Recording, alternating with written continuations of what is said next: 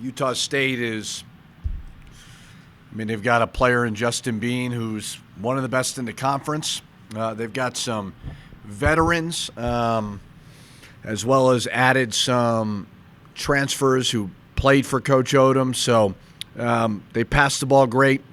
They're very, very skilled. So it's a challenge, but we're excited. Obviously with Colorado State postponement, to be able to get a Mountain West game in the pit, knock on wood, is a blessing. So hopefully it's a great crowd. I know it's a very, very weird time for everybody. Just with all that's going on, we want you here. We want you here safely because this team needs it, and going to be a challenge for sure. Chris, you match up with them pretty well because the fact that Horvath likes to play on the perimeter and not really a back-to-the-basket kind of guy. Do you match up better with them?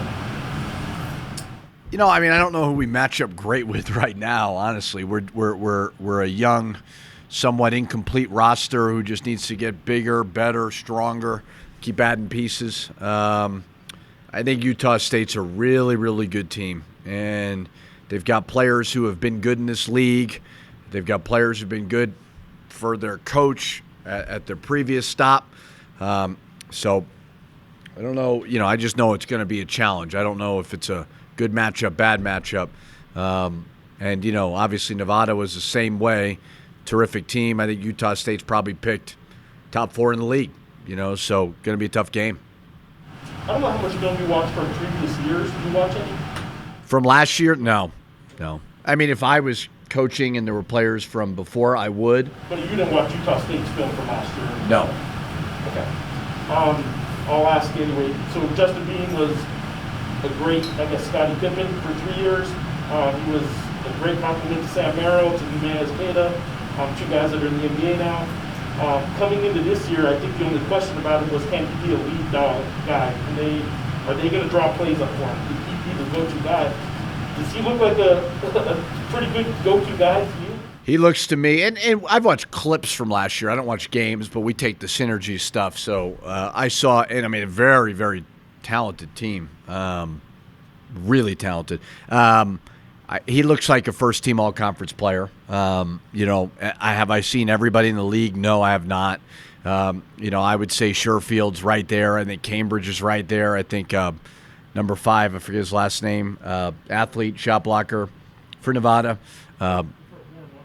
Washington could be right there. Those guys have been impressive. I put Bean in that category as well. He just doesn't really get sped up, plays at a great pace, reads, lets the game come to him. I know that the big kid from Utah State was a pro, so they did a lot through him. Well, they do a lot. All 5 guys, they run kind of a spread you out and kind of read and react type offense that's very, very hard to guard. Coach, just with 11 games already being canceled, how concerned are you about just trying to get games played? I concern myself with things I can control. I've always been that way. There's so much in our profession that we just can't control that I think a coach will go crazy if he worries about it. So I don't worry about those things. I really don't. It's not in my job description, to be a COVID expert. I try to do everything in my power to do my part to educate our team. So other than that, I don't know. I know there's going to be disruption, and as I've said before, the administrators, the Mountain West leaders of the conference, they need to handle it, not the coaches. I truly believe that. As a coach, then, what is the quickest or shortest amount of turnaround you'd be comfortable with putting your team in front of another team? If they came up to you and said, we got to schedule this game, I think with the stage of our program right now, we need to play games. We need revenue from the pit. We need, losing Colorado State. Now, it's around the holidays, so obviously who knows what the crowd would be. But we need games like that in that building as we rebuild this whole thing. So, I don't know. Would I want to play a back-to-back? No. I tell you what, I need another week of practice like I need a hole in my head. You know, I know the players don't want it either. So the more games, the better. I know it's a challenge. I know there's no simple solution, but I would play off a one-day break. I really would. I wouldn't have a problem with it. Coach, how's Jethro doing? Not good. Yeah, not good. Just tragic. I don't say this lightly, fighting for his life. And it's horrible. And it's been very difficult for our team. It's been difficult for the coaching staff. You know, I mean, although he wasn't on our team anymore, he's still a big part of our family. And I recruited him out of high school very, very hard. I recruited him to here very hard. I invested a lot of time in him. So I'm devastated by it all. I really am. It's tragic, and it's a lot harder, I think, than people probably realize because he wasn't on the team for a week. To me, there's no big difference. We were fully invested in his future. So, as I said before, I don't say it lightly. He's fighting for his life. And how are your current players handling the whole situation? As good as college kids who could potentially lose one of their best friends would be. I mean, it's hard. And I think there's uncertainty. You know, we're trying to gather as much information as we possibly can without wearing out his family, you know, because we want to give them some space too, because every conversation that we have, whether it's his sister or coaches, it's hard, you know, so it's a wait and see. But yeah, it's not easy at all. And we just keep telling him every day, you know, if you need help outside of us, please let us know. We can provide those resources for you. So I think our players are, you know, in a wait and see kind of mode because that's a good friend of theirs. Coach, what did you take from Utah State's game against Air Force? I think Air Force is a pain in the butt. I watched their Colorado State game. They were down like 4 of their top 8 players, and they could have won the game. I think Air Force is going to make a lot of teams look bad, quite frankly, because of the way that they play. They don't mind. They'll shoot a shot with 2 seconds to go on the shot clock. They really play a low possession game, and there's not a whole lot you can do to speed them up because they slow you down with their offense. So I think Air Force is going to beat a lot of teams in this league. I think Utah State will obviously play more of a traditional game because we just don't play that Princeton-style offense. I think Utah State can beat any team in this league. Coach, going back to the Nevada game, after the game, you talked about the difference between the first and the second half, and I think you talked a little bit about trust in these guys, just continuing to get that consistency, that time together. Are you getting the sense that there are certain guys that are really clicking, you know, certain lineup combinations that are getting more comfortable playing with each other? Not really. I mean, I think we were really good in the first half, but it's about sustaining that competitive spirit for 40 minutes, not 20 minutes. And when I say the word, you know, that they weren't trusting each other, it's all connected. If I move the ball, will I get it back?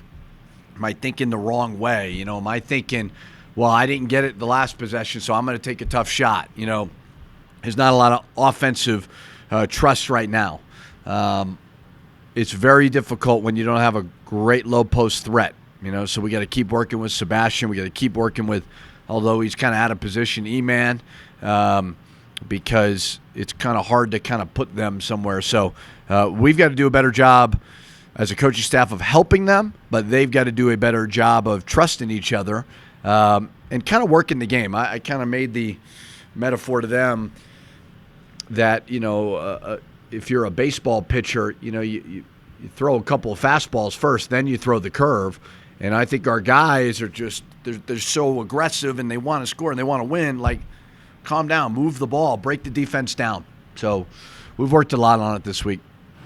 Even if the numbers don't show that you guys have to attack the rim or you guys do attack the rim a ton, is Nevada in some way and maybe like a shot blocker like the San Diego State, are those the worst matchups offensively for you guys? Well, it's what I talked about just now. If you don't post up, you allow a guy like Washington to roam, right? And if you're not dumping down when he helps, because he had several times Washington did where he rotated over and he's so athletic and he can block your shot. Where the difference is if you're sealing a big guy and you're driving, maybe he's a little late to that. So, yeah, as I said before, I think our roster is incomplete right now, especially at that spot. Not to sound insensitive, but with no Valdir Manuel, no Jethro, obviously there's bigger picture there. But from a basketball standpoint, those were our low post, threats, and they're obviously not on the team anymore. So now we move to Sebastian, who I think his future is very bright. I think E-Man's given us all he can down there. But yeah, that's a problem. Is the approach, I don't know, maybe you're going to figure it out as you go, but is the approach to do the same thing you would if you had a low post presence, or do you just have to not even try anymore? The approach is to build a offensive and defensive system that we believe at some point can get us back to winning Mountain West championships. And we can't get away from that, and we've got to keep, just keep building and keep teaching and keep growing. Not necessarily to win a game today, but to just build that foundation of how we'd like to play. Ideally, I've said many times, the highest percentage shots are at the rim. Well, you can't just duck your head and drive all the time because there's good defensive teams. You have to throw the ball inside. We've struggled with that because even our 4 spot is not a low post threat. You're playing Javante out of position. Jay Allen Tovar is not necessarily that. As he gets bigger and stronger, I do think he's got a skill set to do that. So just keep building. Seeing the big picture of it all.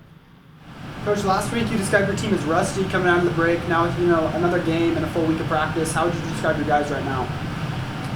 They're tired of practice. I think they're ready to play some games. I think it's a long week. This is just a weird time for everybody in college basketball.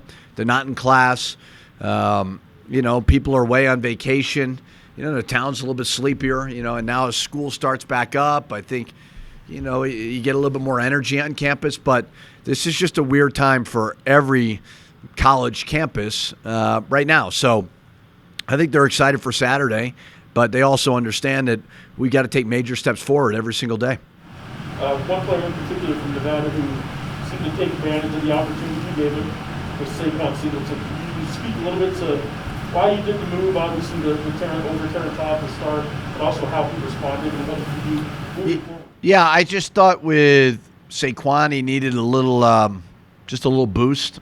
I told Taryn it really has nothing to do with you. You guys are playing the same amount of minutes, but let's just switch it up. Taryn was great about it. He's like, I'm not worried about that, Coach. Whether he is or isn't, who knows? But he didn't seem to be bothered by it. So I thought Saquon, I think he can give us more. He's dealt with a big pause, obviously 9 weeks. He dealt with a little bit of an injury during that Nevada game, but he was good. When he was healthy and not in foul trouble and hampered, he was pretty effective. So I think that's something we'll look at going forward. Is the injury, you okay with the injury? And a little toe deal that's been slowing him down a little bit, and he's still hobbled by it. He was hobbled by it yesterday. But not inactive. No. Saturday. No. Is anybody inactive? Knock on wood. Knock on wood, no. Still got 2 days of practice. Coach, you only have Max Burninghouse scoring in double digits right now, but there are games where they're not shooting very well. They still score double digits, but it takes a lot of shots. So how do you get other guys to kind of step up there so those guys don't just have to keep shooting? Just got to pass the ball. That's that trust. It's. I've never said that I need 50 points between the two of them. That's not the way I coach. I'd like to have 5 guys in double-digit scoring. So they've got to, Jamal and Jalen have to trust it more. I think they're taking high degree of difficulty shots, and it's we got to get everybody involved. So they can score. They can go find a way to get some, but it's got to be breaking the defense down first. And the only way to do that is to move the ball side to side and try to get it inside and play inside out a little bit more and a little bit better. Just one more for me. I know this is not your decision, but it affects you, and I'm So why are you asking? well, because it affects you. I imagine you're pretty happy with the fact that you guys, other than the Las Vegas trips, which is a direct flight, you guys will be chartering the rest of the year. Can you speak to how that kind of helps you guys just get through the season? Yeah, very grateful, obviously, for Eddie to fight for that, and President Stokes to understand. I mean, it's two parts, right?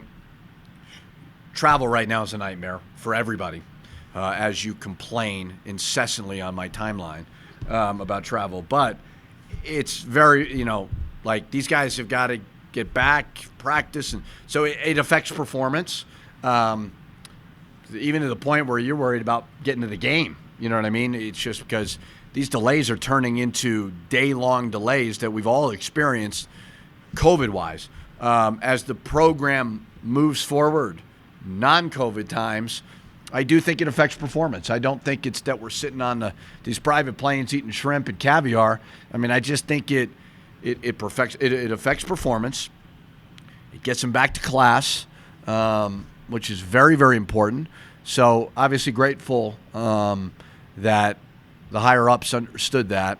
And I think more so the first part is what's really, really important right now, because travel has just become really, really challenging. And we need to get as many games in as we can. Coach, other than scoring more points than your opponent, what are your keys? What are the what? I'm sorry? What are your keys other than scoring more points than your... Scoring more than the opponent's won. I mean, I think there's no keys. I'm not a big, like, 3 keys type deal. I mean, there's so many things that go into this. I thought versus Norfolk State we took steps forward defensively. Nevada first half we took steps forward, and then we took steps backwards offensively. So, it's all connected. If you play bad offense like we did in the second half versus Nevada, you're going to give up live ball turnovers, and you got no shot. So I don't know. It's all connected. It really is. It's not one thing. I mean, I think Utah State passes the ball very, very well. Some of the best assist numbers in the country. So, in order to stop that, it all starts with on the ball. Because if you're getting in help situations and they're whipping the ball around, you have problems. So there's not just 1 or 2 keys. I mean, it's just, can we sustain the level of play that we did in the first half versus Nevada and keep that going for 40 minutes?